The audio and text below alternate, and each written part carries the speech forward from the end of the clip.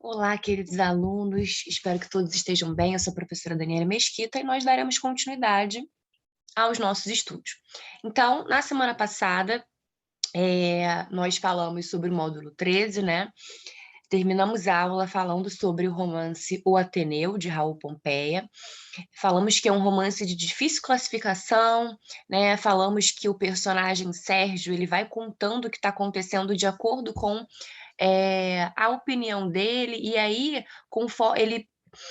ele constrói os personagens que convivem com ele, né, que conviveram com ele, de uma maneira bastante subjetiva, né? Então, por isso que esse romance também é conhecido como um romance impressionista, por conta dessa subjetividade, por conta dessa dramatização, de certa maneira. E aí agora vamos então para o módulo 14. Vamos aqui falar sobre algumas escolas literárias, beleza? Então, temos aqui a virada do século. Se na prosa, o final do século XIX assistiu ao apogeu das escolas realista e naturalista, sobre as quais falamos na aula passada, na aula retrasada, né? Lembrando que o principal autor do realismo é o Machado de Assis. Quando a gente pensa no naturalismo, a gente pensa muito em Aloysio de Azevedo, né? Que tem a obra O Cortiço, a obra principal. Na poesia, o parnasianismo e o simbolismo foram os dois grandes movimentos estético-ideológicos. Como visto, todas essas escolas literárias surgiam influenciadas pela produção europeia, então a gente bebe muito nessa água, né? Mas a isso se soma o fato de que a literatura brasileira chegava, pouco antes da passagem para o século XX, a um sistema literário mais consolidado. Então, portanto, um ponto comum entre alguns dos autores da época, tão distintos entre si, é a importância dada à elaboração artística, né? A preocupação com o nascimento, com o amadurecimento dessa linguagem literária. A influência dos artistas parnasianos e simbolistas adentraria o século XX, estendendo-se até 1922, ano da Semana de Arte Moderna em São Paulo. Por causa da iconoclastia desse primeiro momento modernista, alguns autores dessa virada do século são considerados os precursores das experiências que se instaurariam a partir do modernismo. Daí o termo pré-modernismo para classificá-los. Então vamos aqui falar sobre o parnasianismo, né? O nome parnasianismo é inspirado no Monte Parnaso, na Grécia, que explicita, né, mostra a principal característica dessa tendência estética, que é o afastamento da subjetividade sentimental da poesia romântica. Inspirados pelo movimento parnasiano francês, os autores do parnasianismo brasileiro pregavam um retorno ao trabalho rigoroso da forma, né? Então aqui vai haver uma preocupação de fato com a construção da poesia. Isso não significa que a poesia romântica não tivesse rigor formal, mas o caráter efeitista de muitos poetas românticos, o sentimentalismo, a musicalidade e certo confessionalismo era desprezado pelos parnasianos, cultivadores de uma poesia que se queria racionalista. O ideal parnasiano é o da arte pela arte, ou seja, da dissociação entre subjetividade pessoal e realização poética. Então, aqui, gente, nós temos também a metalinguagem, né? É muito comum que nós tenhamos aquelas imagens de vasos, né? Vaso também, esses vasos que eram obras-primas também, né? Então, essa visão do poeta como um artesão da palavra é evidenciada na imagem criada por Olavo Bilac, né, o príncipe dos poetas. Então, nós temos aqui, ó, invejo ourives quando escrevo. Eu imito o amor, com que ele, em ouro, o alto relevo faz de uma flor. A aproximação entre o trabalho artesanal do ourives e o do poeta sintetiza a visão parnasiana do trabalho artístico. Arte e trabalho substituem inspiração. Então, olha só, arte e trabalho, né? Então, esse suor do trabalho mesmo, né? Que está substituindo a inspiração, que está substituindo a emoção. Como consequência, as principais características desses poemas são a opção por rimas ricas ou tuantes, o desprezo. Então, o que é a rima pobre? É aquela rima que acontece entre palavras que pertencem à mesma classe gramatical, né? E a rima rica a rima vai acontecer, né, entre palavras que pertencem a classes entre palavras de classes gramaticais diferentes. Então, se eu tenho um verbo e um substantivo, isso é uma rima rica. Se eu tenho um substantivo com um substantivo, é uma rima pobre, né? Beleza. Então, o desprezo pelas formas excessivamente populares, como a redondilha, e as referências constantes à tradição greco-latina. Outra característica comum são os temas metapoéticos e a descrição de objetos, né? Principalmente o vaso, né?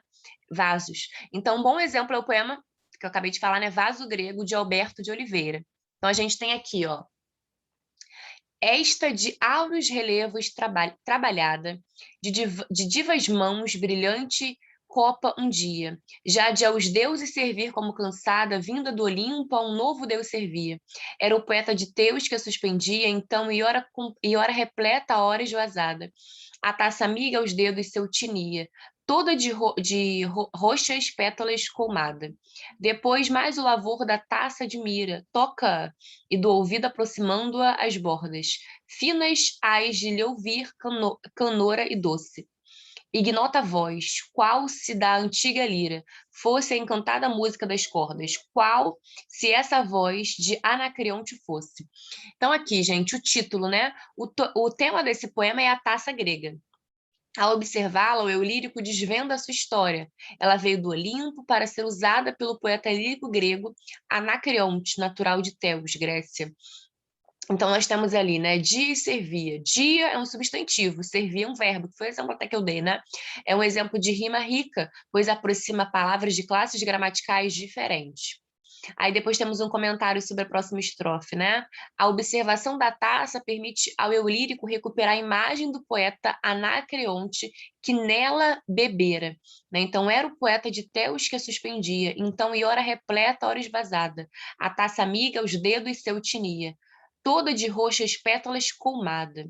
Depois, na outra estrofe. No primeiro terceto do soneto, inicia-se um longo período que na ordem direta é. Então, a ordem direta, né, é a ordem mais comum, sujeito, verbo e complemento. Toca e aproximando-a do ouvido, hás de lhe ouvir as bordas finas, ignota voz, canora e doce, qual se fosse a encantada música das cordas da antiga lira, qual se essa voz fosse de Anacreonte. Essa desproporcionalidade entre sintaxe e verso, que obriga o poeta a dividir em vários versos um período mais longo que o decassílabo, é chamada... gente, essa palavra é francesa, né? É um recurso muito usado pelos parnasianos. Então, sobre a outra estrofe. Ao ser tocada, a taça grega com o som da frequência, da vibração, esse som para o eu lírico que admira pode ser comparado ao canto do poeta grego. O eu lírico ouve no som da taça a lira, que acompanhava a lírica grega e a própria voz de Anacreonte. Aí, gente, então o parnasianismo tem, né, essa rima rica, a arte pela arte, né, como lema, essa racionalidade é presente, essa emotividade fica um pouco de lado, mas não que ela não exista, porque ela também existe, né? Agora vamos falar aqui do simbolismo, né? O simbolismo já tem, como o próprio nome fala, né, gente? Uma coisa mais simbólica, mais representativa, mais transcendental. Então, o simbolismo, assim como o parnasianismo, descende de experiências estéticas da poesia francesa pós-romântica, o chamado decadentismo do fim do século. Por isso, esses dois movimentos têm em comum a preocupação estética. No caso brasileiro, o simbolismo pode ser entendido como a estética que se inicia na obra de Cruz e Souza e nela se encerra, ou de forma mais ampla, como uma tendência que parte dessa obra e perdura ao longo da virada do século. Esse movimento literário influenciou as primeiras obras de modernistas como Manuel Bandeira e Mário de Andrade e coexistiu com o modernismo na obra de Cecília Meirelles. Então, nós temos aqui, né, uma obra de arte que se intitula Recompensa de São Sebastião. Percebam, né, gente, nós temos aqui essa coisa transcendental, nós temos ali asas, né? Percebam o ambiente, né? Um ambiente muito fora da cidade, né? Uma coisa muito simbólica, enfim. Então, beleza. Aí depois aqui, depois nós vamos subir. Então, olha só, é importante compreender que na literatura brasileira o simbolismo é mais que um movimento do fim do século XIX, mas uma tendência estética significativa para a formação da tradição literária. Nos pequenos centros urbanos, a poesia simbolista ultrapassa muito o século XIX. Do sul ao nordeste brasileiro, poetas simbolistas produziriam intensamente, adentrando o século XX. É o caso de poetas importantes como o paranaense Emiliano Perneta. Nesse contexto, pode-se perguntar por que essa estética tão etérea teria feito escola em um lugar tão diferente da França como o Brasil? Uma possível explicação é exatamente a desigualdade e a falta de poder dos intelectuais brasileiros daquela época. No segundo reinado, houve um importante incentivo à produção artística. Com a proclamação da República, o lugar do artista na sociedade fica menos evidente, o que ajuda a explicar a tendência de a poesia se refugiar em sua torre de marfim. O caráter escapista do simbolismo não é, portanto, mera alienação. Ele ajuda a pensar o lugar da poesia em um país onde, ao final do século XIX, mais de 80% da população ainda era analfabeta. Então, aqui temos a estética simbolista, né? As principais características do simbolismo são pessimismo, presença de um universo onírico e uma espiritualidade difusa. O uso da musicalidade por meio de aliterações e assonâncias também se destaca. Então, a aliteração é repetição de som consonantal e a assonância é repetição de sons vocálicos.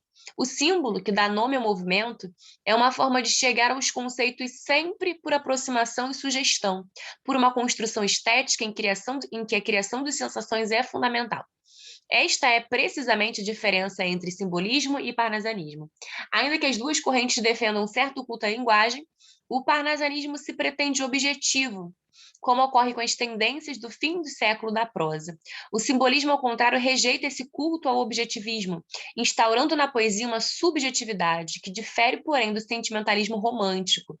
Isso pode ser observado em um poema que é quase um manifesto do movimento no Brasil, Antífona, de Cruz e Souza. Então, nós temos aqui antífona, né?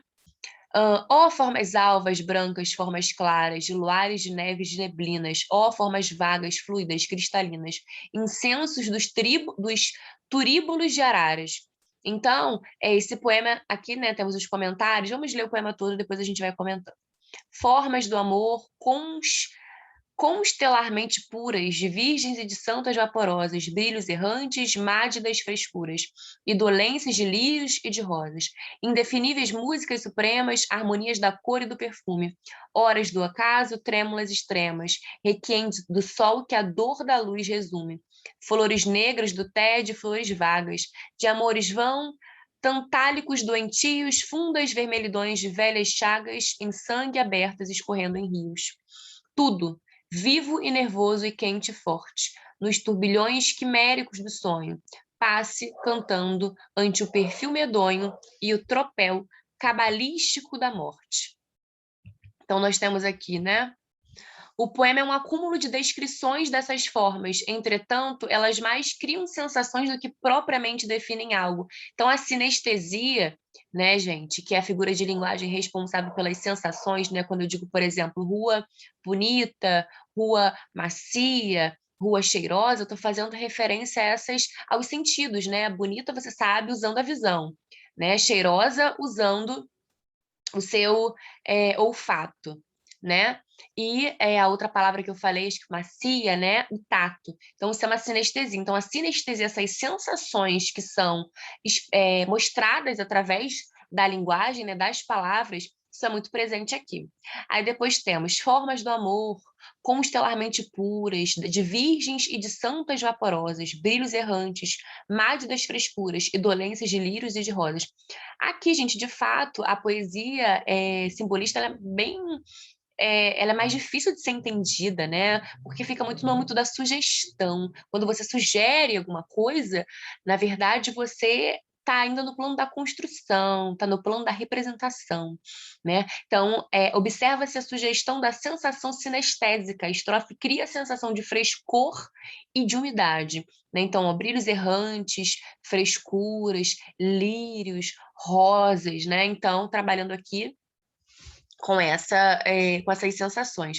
E ainda, na primeira estrofe, temos aqui luares, neves, neblinas, exemplos de assonância na repetição dos E, né?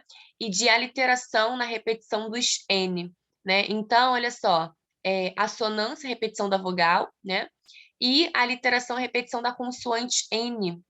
Tudo isso vai contribuir para essa construção de som, né? Aí depois, sobre a terceira estrofe. Aqui sugerem-se as formas do entardecer, a hora extrema do fim de tarde em que a luz sangra. Então, indefiníveis músicas supremas, harmonias da cor e do perfume, horas do ocaso, trêmulas extremas, requiem do sol que a dor da luz resume. Depois, à medida que o poema avança, chega-se às formas mais extremas e doentias.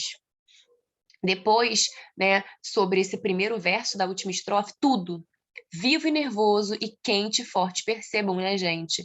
Olha só, quente, as sensações, né? Resume-se aqui o objetivo integrador desse poema, que é abarcar a realidade por aproximação. Então, é fazer com que o sujeito poético se aproxime do que está sendo dito através... Os 5 sentidos, eles nos aproximam, né, gente? Porque fazem com que você, de alguma forma, esteja vivenciando aquele ambiente. Então, sobre a palavra sonho, que vai ser muito presente aqui, né? O aspecto onírico, o que é onírico? Uma palavra que diz respeito a sonho, né? Onírico é sonho. Sempre aparece nos poemas simbolistas. O uso de inicial maiúscula, percebam, né? Isso faz diferença. Em substantivos comuns, é um traço da poesia simbolista, como se pode conferir ao longo do poema. Então, é muito comum, né, que a gente tenha algumas palavras aqui que não são substantivos próprios que estejam grafadas com letra maiúscula, né, a primeira letra. Aí, beleza, gente. Então, agora falando aqui sobre o pré-modernismo, né? A classificação de um escritor como pré-modernista, então, o pré-modernismo não é uma escola literária, né? Por conta desse momento ainda de múltiplas escritas, né? A gente pode entender um pouquinho por aí. Só foi possível depois que o modernismo foi entendido como um momento que transformou a literatura brasileira.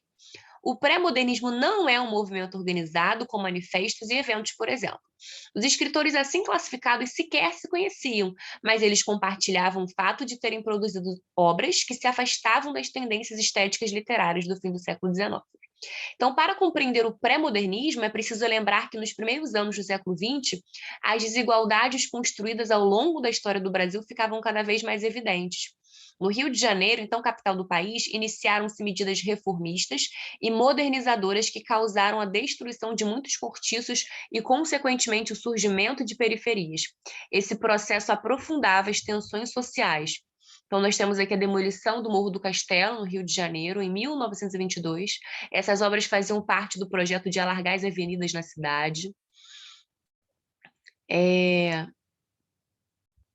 aqui nós temos, né, gente? No campo, o abandono das populações... Então, aqui é o contexto, né? O abandono das populações levava a situações extremas. A mais evidente foi a Guerra de Canudos, que vocês já devem ter estudado, né?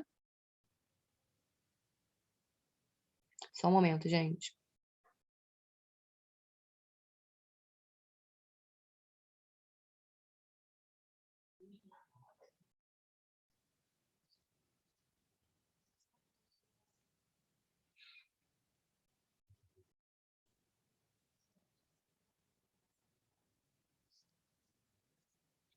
Aí, beleza.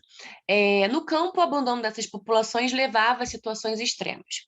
A mais evidente foi a Guerra de Canudos, cujo desfecho ocorreu em 1897, com o massacre de homens, mulheres e crianças que buscavam sobreviver à miséria extrema, o qual foi praticado pelo Estado brasileiro. Esses conflitos e tensões foram sintomas de uma situação mais profunda que culminou na queda da oligarquia em 1930. De alguma forma, escritores do período abordaram um projeto civilizatório nos centros urbanos e o abandono do campo.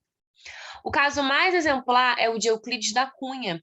Engenheiro por formação, ele foi enviado como jornalista correspondente a Canudos e percebeu uma oposição entre os conceitos aprendidos e a realidade observada, o que resultou na obra Os Sertões. Euclides da Cunha chega ao sertão baiano como um pensador determinista, para quem a influência da tríade meio, raça, momento histórico é fundamental e inquestionável. Então, né, esse determinismo é aquela ideia de que o meio vai influenciar né, no seu comportamento, né? Entretanto, diante da realidade da população sertaneja, ele é obrigado a repensar os seus conceitos.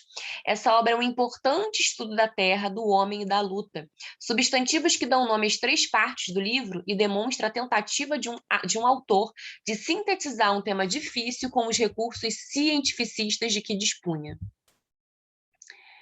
Então, olha só, gente, aqui nós temos uma parte, o capítulo 3, uma parte do capítulo 3, o sertanejo.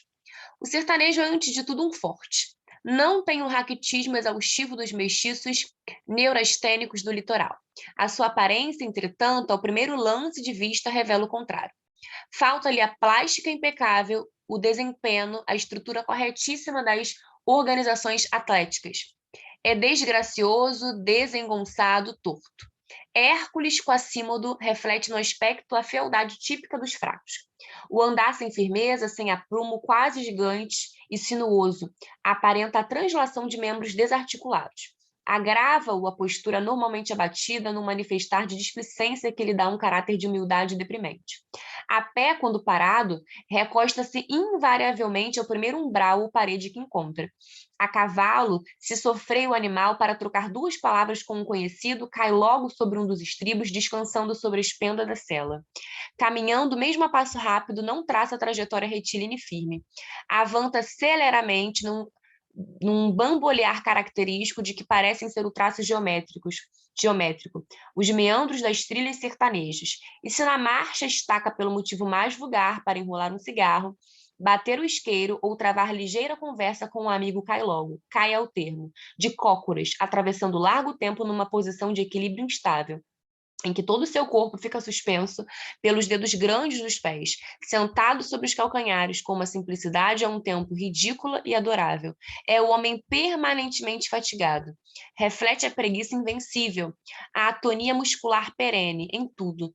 Na palavra remorada, no gesto contrafeito, no andar desaprumado, na cadência langorosa das modinhas, na tendência constante à imobilidade e à quietude. Entretanto, toda esta aparência de cansaço ilude. Então, aqui essa é uma parte do capítulo 3 de Camões, né? Então, gente, olha só. O pré-modernismo, né, é um momento bastante importante. E aqui a obra que a primeira obra mais falada, né, a primeira obra que geralmente inicia os capítulos, a primeira obra que é muito cobrada em prova, né, é essa sobre os sertões, né, essa obra que se titula Os Sertões, justamente por esse caráter, né, jornalístico e literário. Então, que aborda, né, esse conhecimento que é tão importante, né, para a nossa história. Então, aqui, percebam que a gente tem esse período, né, que já começa com uma conceituação. O sertanejo é um forte, né? Ele, antes de qualquer coisa, um forte. E aqui falando muito sobre essa aparência, né? Ele é desgracioso, ele é desengonçado, ele é torto, o andar dele não tem firmeza. Então, isso aqui cria um quadro na nossa cabeça, né? Através de todas essas imagens vão criando um quadro, né? Essas palavras vão criando uma imagem, na verdade, que forma um quadro, né? Aí depois nós temos aqui outro autor classificado como pré-modernista, é Lima Barreto, que se estabeleceu na história da literatura brasileira como um importante cronista da vida fluminense. Por sua abordagem de temas como o racismo, a marginalidade das populações periféricas e seus cruéis destinos, o alcoolismo, a loucura e etc. Em sua obra, Lima Barreto consegue tanto apresentar um retrato do Rio de Janeiro da época, quanto criar um canal de denúncias das injustiças. Afasta-se ainda do tom bacharelesco e formal de muitos dos escritores da época, como Coelho Neto e Rui Barbosa. Criou personagens antológicos, como o Major Quaresma, de Triste Fim de Policarpo Quaresma, cuja obsessão pelo nacionalismo o leva à derrocada e à loucura. Esse livro que, inclusive, seria cobrado na UERJ, né? Então, importantíssimo também é o romance Clara dos Anjos, que conta a história de Clara, uma moça mestiça ingênua, que é seduzida por Cassie Jones, um cantor de modinhas conhecido por desgraçar a vida de moças, principalmente as negras. Cassie conquista Clara, assassina o padrinho da moça pela contrariedade do experiente senhor diante de tal relação, mente para ela e a engravida, abandonando-a em seguida como fez tantas vezes antes. Ao saber da tragédia, a mãe de Clara leva a filha tiracolo à casa de Cassie, para cobrar satisfações. Desenvolve-se, então, uma das cenas mais dramáticas da literatura de Lima Barreto. Aí nós temos aqui, né, gente, uma parte desse fragmento. Então, nós temos aqui: chegou Dona Salustiana e cumprimentou-as com grandes mostras de si mesma. Dona Margarida, sem hesitação, né, sem pensar, contou o que havia. A mãe de Cassi, depois de ouvi-la, pensou um pouco e disse com um ar um tanto irônico: o que a senhora quer que eu faça? Até ali, Clara não dissera a palavra, e Dona Salustiana, mesmo antes de saber que aquela moça era mais uma vítima de libidinagem do filho, quase não a olhava, e se o fazia, era com evidente desdém. A moça foi notando isso e encheu-se de raiva, de rancor por aquela humilhação por que passava, além de tudo que sofria, havia ainda de sofrer. Ao ouvir a pergunta de Dona Salustiana, não se pôde conter e respondeu como fora de si: que se case comigo. Dona Salustiana ficou lívida, a intervenção da mulatinha a exasperou. Olhou-a cheia de malvadez e indignação, demorando o olhar propositadamente. Por fim, expectorou: que é que você me diz, sua negra? Ora, vejam vocês só, é possível admitir-se meu filho casado com esta... As filhas intervieram. Que é isto, mamãe? A velha continuou. Casado com gente dessa laia, qual que diria meu avô, Lord Jones, que foi cônsul da Inglaterra em Santa Catarina? Que diria ele se visse tal vergonha? Qual? Chegaram em casa, Joaquim ainda não tinha vindo, Dona Margarida relatou a entrevista, porque entre o choro e os soluços da filha e da mãe. Num dado momento, Clara ergueu-se da cadeira em que se sentara e abraçou muito fortemente sua mãe, dizendo com um grande acento de desespero: mamãe, mamãe, que é minha filha? Nós não somos nada nesta vida. Então, gente, nós temos aqui, né, um fragmento que é bastante preconceituoso nesse livro, né? Que mostra essa crítica social, na verdade, né? É um livro que mostra essa crítica social. Então, temos aqui outro autor pré-modernista fundamental, é o Augusto dos Anjos, que trabalha palavras que são conhecidas como apoéticas, né? Que publicou apenas um livro em vida, Eu. Ainda assim, pela singularidade de sua obra, esse é um autor incontornável para a tradição poética brasileira.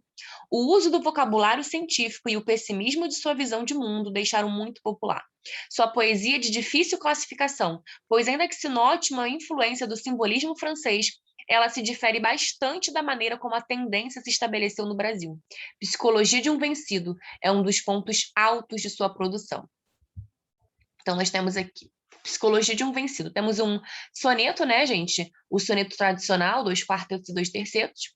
Eu, filho do carbono e do amoníaco, monstro de escuridão e rutilância, sofro, desde a epigênese da infância, a influência má dos signos do zodíaco.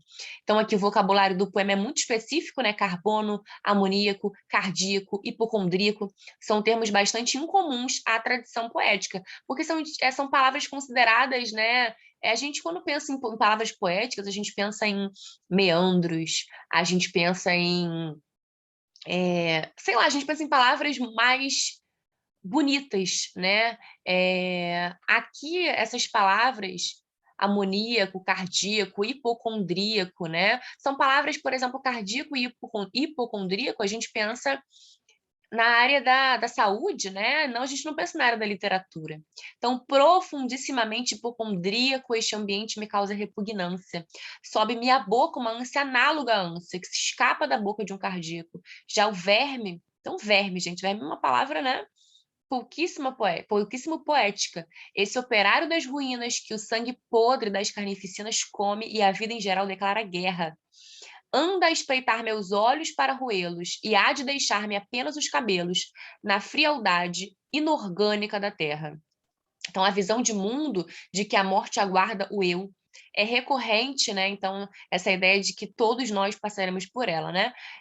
A morte aguarda o eu é recorrente na poesia de Augusto dos Anjos, né? Então, o que a gente percebe, gente, nós temos aqui um soneto, temos essas palavras apoéticas, né? Mas a morte, gente, é um assunto muito presente na poesia, né? A morte é presente no romantismo, a morte ela é presente também no barroco, quando a gente pensa, né, nessa ideia de vida e morte, né? Nessa ideia de um impasse, né? A morte ela chega logo, né? Por isso carpe diem. Então essa morte a morte de certa maneira está presente no romantismo, ela é vista como evasão. No simbolismo, esse ambiente de morte, de anjo também né, é muito presente. E aqui, né, nessa última estrofe, anda a espreitar meus olhos para roê-los, e há de deixar-me apenas os cabelos na frialdade inorgânica da terra. Aqui é uma referência à morte, né, gente? Então, a visão de mundo de que a morte aguarda o eu, né? É recorrente na poesia de Augusto dos Anjos. Então, a psicologia de um vencido. Quem são os vencidos? Somos nós, né? Vencidos pela morte seremos em algum momento, né? Então, a morte, ela é... Então, mas até lá, carpe diem, né? De uma maneira sábia. Então, queridos, é isso, né? Aí nós temos aqui esse quadrinho que faz um resumo, né?